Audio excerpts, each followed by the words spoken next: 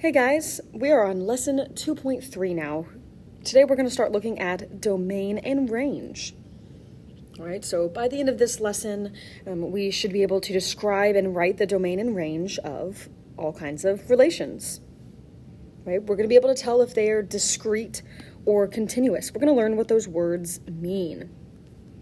We're going to be able to identify the x values and y values in relations, and then we're going to be able to write domain and range as an inequality and as a set, depending on whether the relation is continuous or discrete. So let's get started. Let's first look at what the two words mean. What does domain mean? Well, the domain of a relation is a set of all of the inputs or the x values.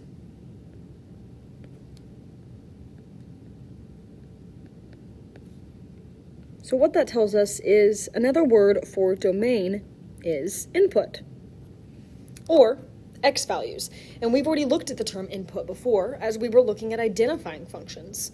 So input, x values, domain, those all mean the same thing. There's actually one other word that we can also, or phrase that we can use to describe our x values, and that is the independent variable.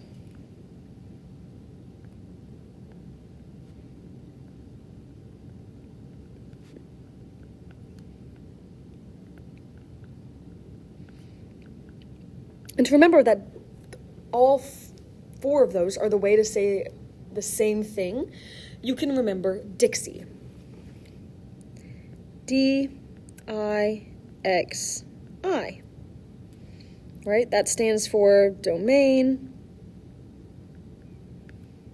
input, x values, and independent for independent variable.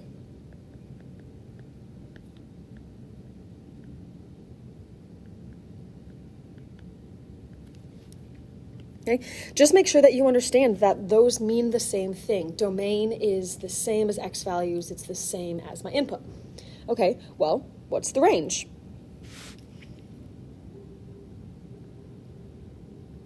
Now the range is, maybe you can guess, is the set of all outputs or y values.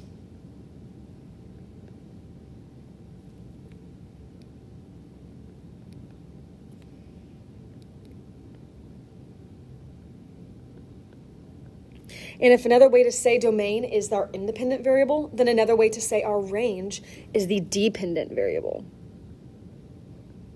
This means that our y values depend on what our x value is.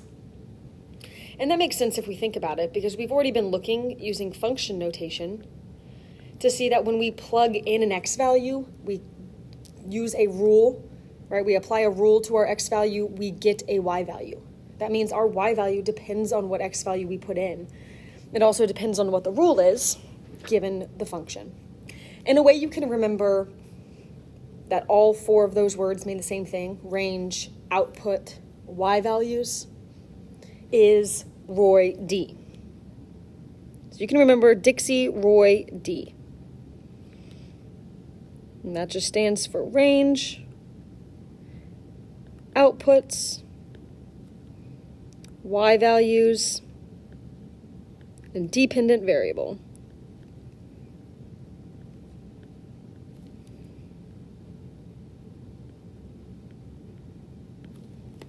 Okay, so your domain is your set of your x values, and your range is your set of your y values. Okay, but what about it? What's the importance in knowing them, and how can we tell what it is? Right? Let's start by looking at discrete graphs. What in the world does that mean? Well, if we have a relation that is discrete, which means you have individual points,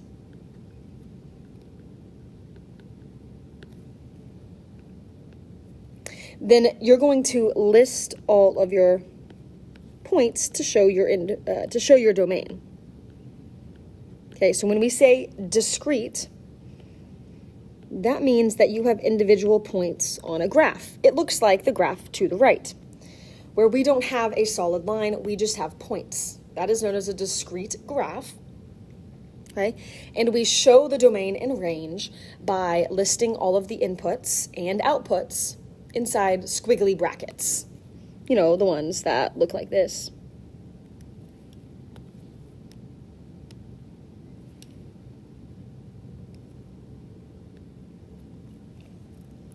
Right? We're going to put them in squiggly brackets, and that's going to be called set.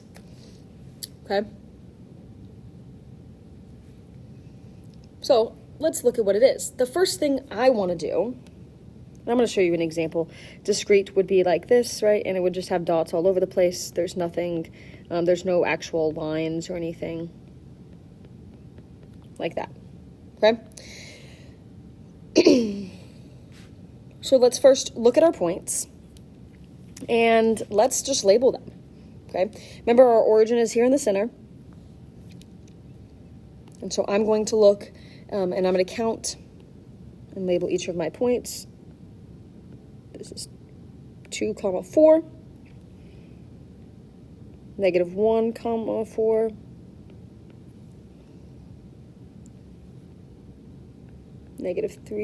1, and 4, -2. That's going to help me just identify my x values and my y values. So when I break them into the domain, I already have my x values and my y values listed. Remember, our domain is a list of all of our x values. So since I already have my ordered pairs written for each of my points, all I have to do is look at the x values and write them in my squiggly brackets, and that's going to give me my domain. So I start off by writing a squiggly bracket, and then I'm going to list my domain values. I like to list them in numerical order, from left to right. Right, so numerical order.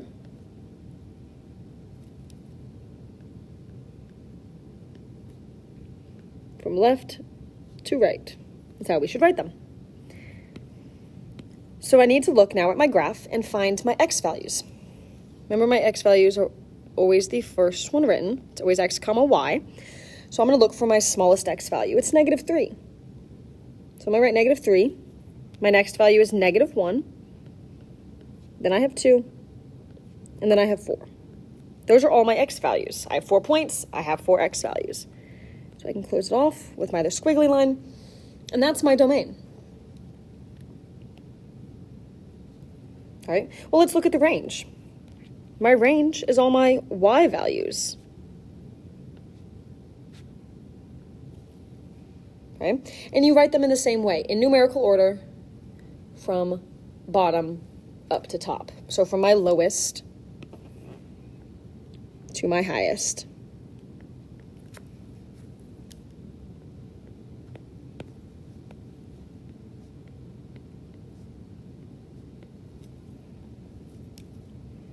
From bottom to top. Okay. So I start at the bottom of my graph when I'm looking. Start with my squiggly line. My lowest point is 4, -2. The y value is -2. So that's going to be my first y value.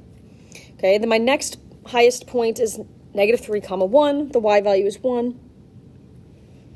Then I go to my next one. Okay. Oh, my next point, I have 2 points at the same height. They both have a y value of 4. Okay. I don't have to write it twice. I just have to list my values once. So since it's repeating, I can just write it once. I don't have to write it twice. Okay. That range is still included. There's nothing higher than 4. It's included in my answer. All right. So if you want to make a note, all right, you only list one time.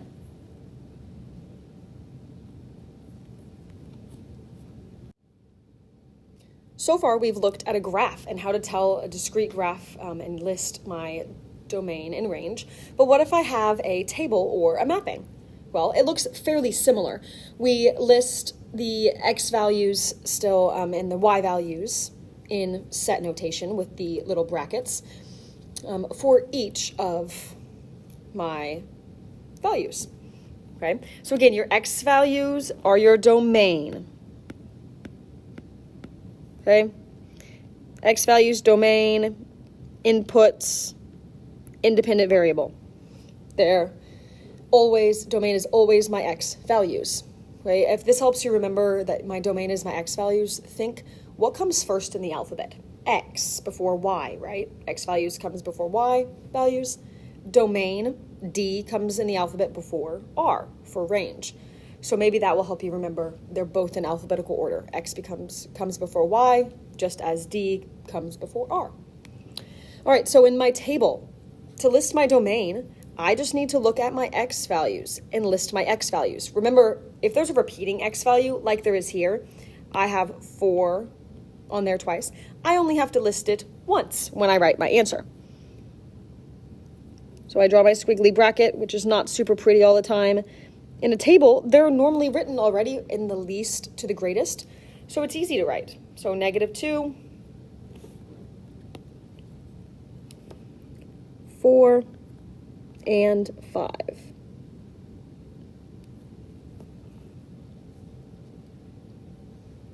All right, well, okay, let's look at the range. Remember, the range is the y values. So now I'm looking at my y values. If I had any repeating y values, I would still only write them once. I don't here, so let's start off with our bracket.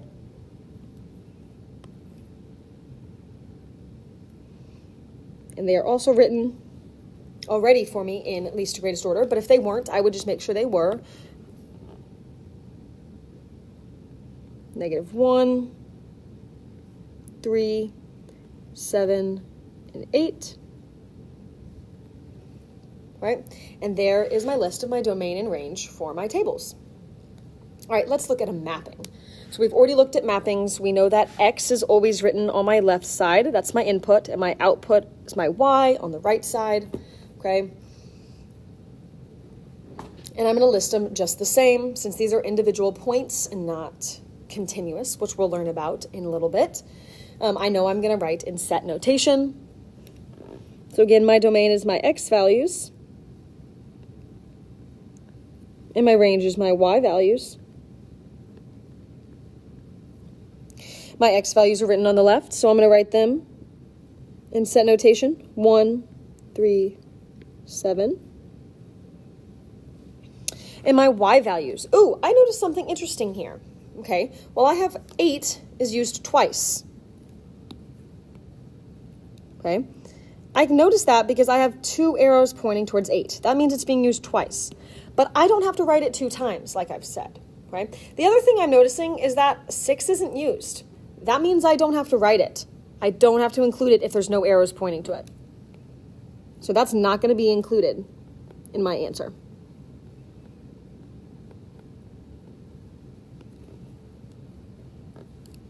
So my range for this one is just going to be 2 and 8. Okay, there you have it. There's my domain and range and how to find it for discrete functions.